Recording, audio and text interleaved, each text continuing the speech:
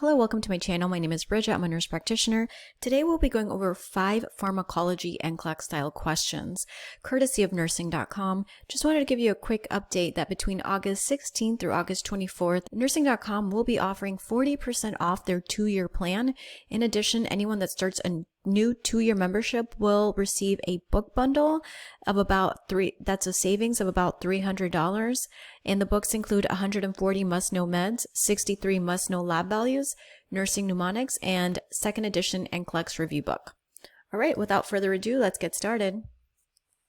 Also, if you would like to see videos on like endocrine, peds, mental health, prioritization, delegation, drop a comment below. Let me know what category you would like. For example, fundamentals. A client with diabetes must start taking insulin injections at home. Which process would the nurse use that would be most effective to teach this client how to administer this drug? But people remember like 90% of what they do. So have the client watch a video about insulin injections? No, that's not. I'm sure you can relate. How many times have you seen your instructor perform a nursing checkoff and then you go to do it? You think you understand it and then you go to do it and you're like, where do I start? Have the client talk through the process of giving the injection? No, that's not going to be good enough. And then between these two, show the client how to inject the insulin using an orange. Yes, that's okay, but it's not as good as teach how to give the injection and then have them demonstrate it and have them actually do it. The most effective method is the teach and repeat back or do back, however you want to say it, like teach and do back. That's the most effective method. The nurse is administering an antiplatelet drug to a client. The nurse knows it is most important to monitor for which of the following adverse effects. So very easy here. If you don't have enough platelets, you can't clot. So what am I going to be worried for? I'm worried about bleeding and hemorrhage. And this question was easy. 87% answered this correctly. This is correct since antiplatelet medication reduces the clotting ability of the blood. The nurse should monitor any client taking this type of medication for signs of bleeding. The HODS is a mnemonic to help remember some drug combinations that cause adverse effects when taken with antiplatelet aggregates. So heparin is increased bleeding potential. Oral anti-diabetic drugs plus aspirin equal uncontrolled blood glucose results.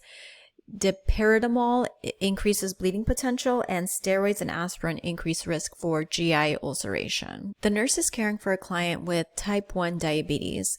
The nurse anticipates treating this client's condition with which of the following medications? So type 1 diabetes. Type 1 diabetes is the autoimmune condition, and I will just go ahead and give you this pearl of wisdom that oral agents do not work for type 1 diabetes, okay? The pancreas has been attacked. It is no longer producing insulin. So what a lot of the oral agents do is that it stimulates insulin production. But with type 1, it is no longer. So things have to, medication must be injected. So glipizide is an oral agent. Metformin is an oral agent. Now look at these endings. Even if you don't know what tolbutamide is, glipizide ends in IDE. This ends in IDE. It is not a select all that apply. And we know that many classes of medications have the same endings.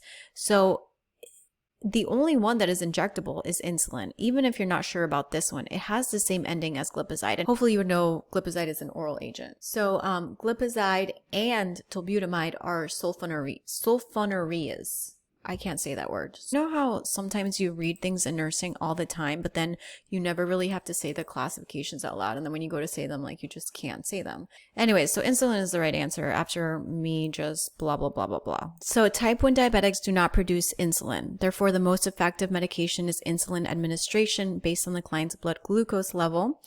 Or again, that's the principle that you need to know. Oral antidiabetic agents are given to type 2 diabetics, essentially. They're ineffective for type 1 diabetes. This was an easy question. If you missed this one, nursing.com has videos that you can review to brush up on those things. A 56-year-old client with cancer is going home from the hospital with a Hickman catheter in place.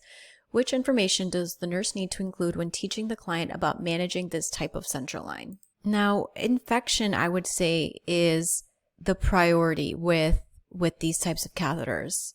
So, I'm gonna go with this one. All right, so if the dressing becomes wet or soiled, the client should change it right away. It's surgically inserted into a large vessel near the heart, and we want to prevent, the most serious would be like sepsis and infection. We don't want that patient to get that. They can shower, they just have to cover the exit site tubing and connections with plastic wrap and tape. And light activity is permitted, but repetitive arm movements or extensive straining can damage or move the catheter from its position and should be avoided. This was a medium difficulty question and 56% answered this correctly. Last question. The nurse is caring for a client with bronchitis who requires respiratory treatments. Remember that anything in itis is inflammation, so inflammation of your bronchial tubes. The nurse reviews the client's medication list and notes an order for metaproterenol. Which of the following conditions in the client's health history would cause concern for a client prescribed this medication? Metaproterenol is an adrenergic bronchodilator, which essentially means it's a beta-2 agonist, and it helps open up the bronchial tubes. So this was a tough one. It should not be used if someone has a history of a stroke. It's a non-selective beta-2 agonist. It dilates smooth muscle in the lungs, but it can also cause vasoconstriction of small blood vessels throughout the body. And if a client has a high risk of stroke, this medication is contraindicated. And while this medication can cause a client to feel shaky and jittery, anxiety is not a contraindication for use. This was a medium difficulty question, and 50% of individuals answered this correctly. And you could always brush up on bronchodilators again with your nursing.com subscription.